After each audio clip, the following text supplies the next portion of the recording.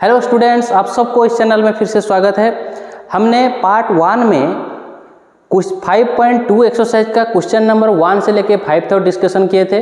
अब क्या करेंगे, पार्ट 2 में क्वेश्चन नंबर 6 से लेके क्वेश्चन नंबर 10 तक डिटेल एक्सप्लेन करेंगे। तो चलो शुरू करते हैं। क्वेश्चन नंबर 6 क्या बोल रहा है, check whether -150 is a term of an AP. तो चलो क्वेश्चन को पहले समझते हैं। अगर आप लोग क्वेश्चन समझ गए तो आंसर निकालना बहुत ही आसान हो जाएगा। पहले क्या बोल रहा है, check whether -150 is a term of an AP. मतलब यहाँ पे एक एरिथमेटिक प्रोग्रेशन हमें गिवन है। ये जो इस एरिथमेटिक प्रोग्रेशन में 150 एक टर्म है या नहीं, ये हमें चेक करना है। ओके, सो पहले हम देखेंगे क्या क्या यहाँ पे गिवन है। देखो पहले हम यहाँ से क्या निकाल सकते हैं, ए निकाल सकते हैं, मतलब फर्स्ट टर्म निकाल सकते हैं, कितना है 11, ए मिल गया। अब क्या निकाल सकते हैं, डी निकाल सकते हैं, मतलब a2 - a1 दैट इज 8 - 11, ये क्या होगा -3। मुझे ए मिल गया और डी मिल गया। ओके, और क्या निकालना है, 150 एक टर्म है या नहीं ये चेक करना है। चलो मान लेते हैं nth टर्म है 150 -150, मतलब लेट यहाँ पे क्या करेंगे, लेट nth टर्म मतलब an इक्वल टू -150 हो गया। अब देखेंगे यहाँ पे फॉर्मूला यूज करेंगे, a + n-1 into D equal to -150 हो गया। अब क्या करेंगे, यहाँ पे वैल्यू पुट करेंगे, 11 a कितना है 11 प्लस n-1 इंटू डी कितना है -3 इक्वल टू ये होगा -150। सो ये 11 अगर RHS में जाएगा तो क्या होगा, माइनस होगा, मतलब n-1 into -3 equal to -150 - 11।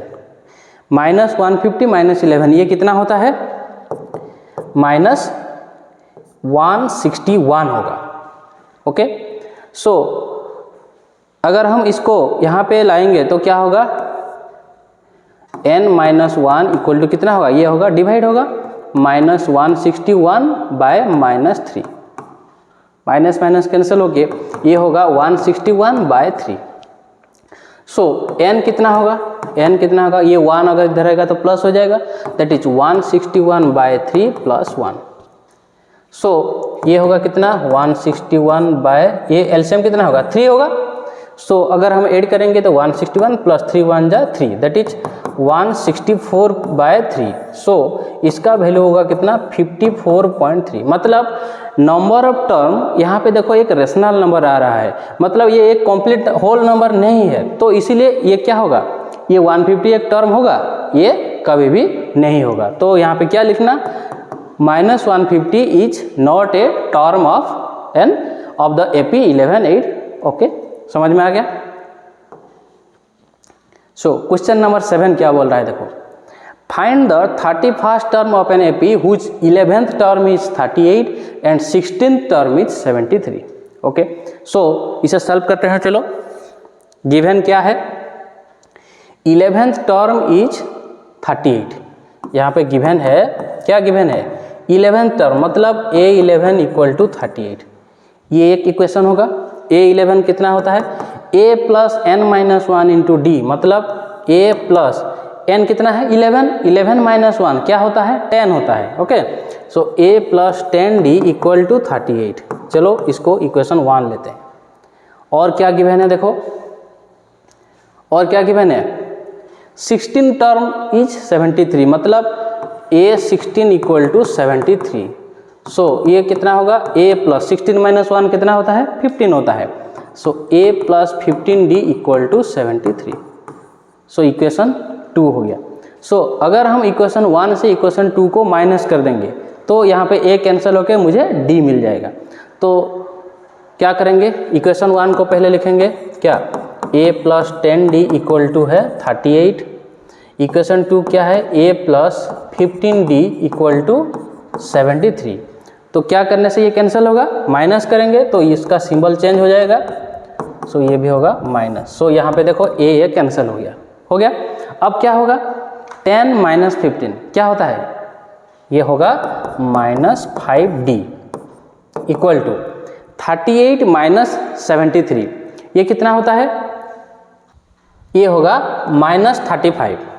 So D equal to कितना है, -35 बाय -5, मतलब ये कैंसिल हो गया 7। सो D मुझे मिल गया कितना, 7।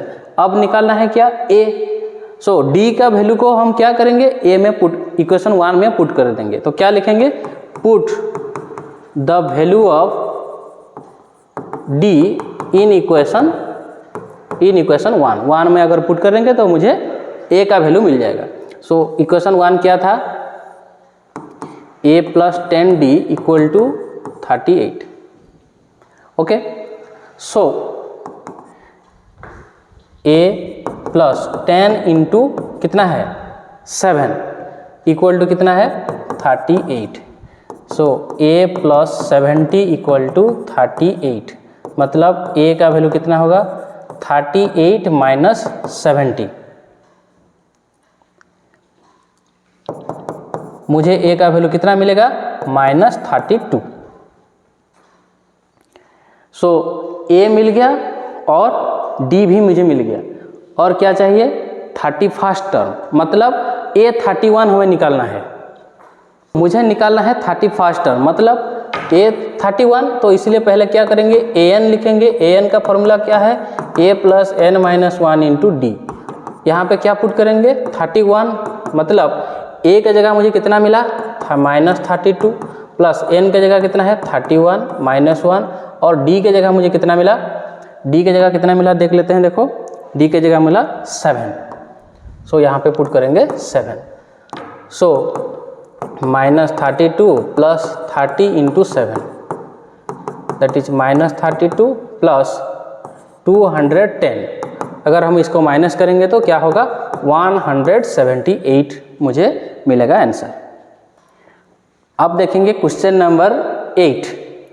In an AP consist of 50 term, मतलब यहाँ पे एक एपी है जो कि टोटल नंबर ऑफ टर्म कितना है 50। Okay, of which third term is 12। हमें क्या गिवन है, देखो थर्ड टर्म मतलब A3 इक्वल टू कितना गिवन है 12। A3 का मतलब क्या होता है, A + 2D इक्वल टू 12। ये होगा इक्वेशन नंबर 1। और गिवन कंडीशन क्या है, द लास्ट टर्म कितना है 106। लास्ट टर्म मतलब क्या है, कितना टर्म हमें यहाँ पे कंसिस्ट है 50 टर्म, मतलब 50 नंबर टर्म हमें गिवन है कितना 106। ये समझने वाली बात है।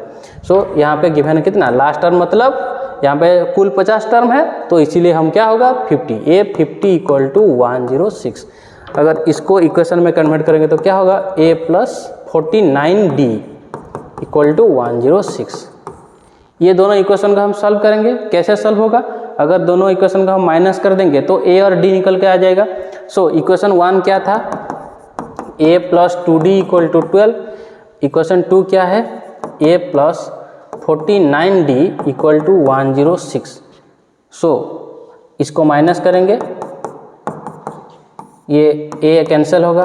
देखो 2 - 49 कितना होगा -47, D इक्वल टू 12 - 106, ये कितना होगा -94। सो D का वैल्यू कितना होगा -94 बाय -47, ये कैंसिल होकर कितना होगा 2। सो मुझे मिल गया D, कितना मिल गया 2। अगर D का वैल्यू को मैं इक्वेशन 1 में पुट करूँगा तो मुझे मिल जाएगा A का वैल्यू। सो इक्वेशन 1 क्या है, A + 2D इक्वल टू 12, मतलब A + 2 into 2 equal to 12। So A + 4 equal to 12, that is A equal to कितना होगा 12 - 4 इक्वल टू 8। सो A मिल गया मुझे, D मिल गया। कौन सा टर्म निकालने के लिए बोल रहा था 29th टर्म, मतलब पहले लिखेंगे formula AN equal to A + n-1 into D। So N के जगह क्या पुट करेंगे 29। सो ये होगा A29 equal to A value कितना है, A वैल्यू देखो 8 प्लस N के जगह मैं पुट करूँगा 29 - 1 इंटू D के जगह मैं क्या पुट करूँगा, D के जगह मुझे मिला था 2।